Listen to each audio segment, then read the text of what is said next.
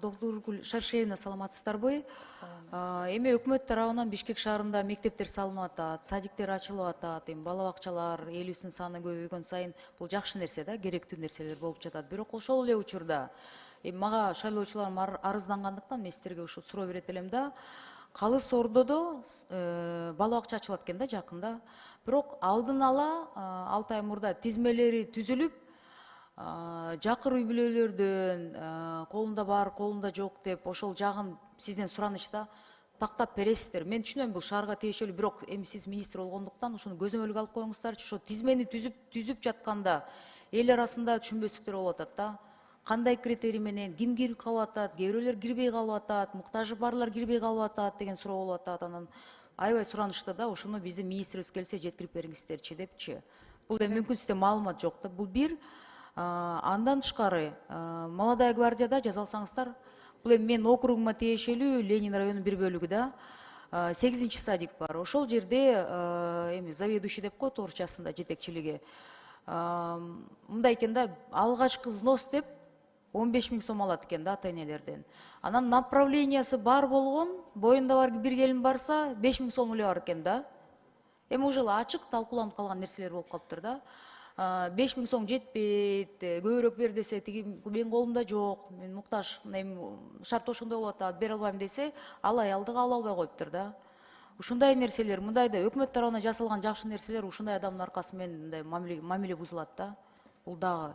Үчүнчүсү, кыргыз жарандыгы бар биздин балдар Россия Федерациясынан мектеп таяктап, ЕГЭ тапшырып Кыргызстанга келсе, университетке тапшырам десе, сен ОРТны тапшырыш керексиң деп мажбурлайт. Бирок ошол эле убакытта орус жарандары бияка келип туруп ЕГЭси бар болсо, аларга жок, экзамен тапшырбайсың, ОРТ керек жок деп ушундай сөздөр болуп атат. Буну мага соц тармактардан кайрылып ушинтип министрге жеткирип бериңиздерчи, сураңыздарчы деп айтышты да. Ушуга сиз маалыматыңыз барбы, же мүмкүн бул боюнча тактоочу нерселер барбы? Мен биринчи тизме боюнча тактап туруп андай дискриминациялык тизме түзүүгө таптакыр тыюу салынат. Бул боюнча тактап жооп берейин. Ал эми бала бакчаларга акча жыйноо боюнча толугу менен тыюу салынган. Сиздер билесиздер, эгерде бул маалымат болсо, азыр бала бакчаларда да конкурстук негизде жетекчилерин бекитебиз. Ушундай Бул человеческий фактор. Да, бул человеческий фактор. Анда кызмат ордун карайбыз. Ал эми эге боюнча Евразия мейкиндегиндеги сынк өлкөлөрдүн ортосунда макулдашуу бар эле. Мен сизге тастыктап туруп жооп берейин. Рахмат. Анан жалпы 1 май районунда деген жаңы конуштарда, мисалы тынчтык жаңы конушу бар да, ошол жаңы конуштун балдары маршруттар мындай начарыраак жүргөндүктөн Сокулуктагы Новопавловка айылына барышып окушат экен да. Шаардык эми 1 майда шаардыктар шаарга барайлык десек маршрут жок дейт, балдарыбыз кыйналып атат. Бул жалпы гана тынчтык эмес. Бул мен ойлойм Ленин районунда да бар, Свердлов районунда да бар. Ушул боюнча биз жалпысынан балдарга коомдук транспорт боюнча ойлоно турган бир пландар барбы? Сиздердечи?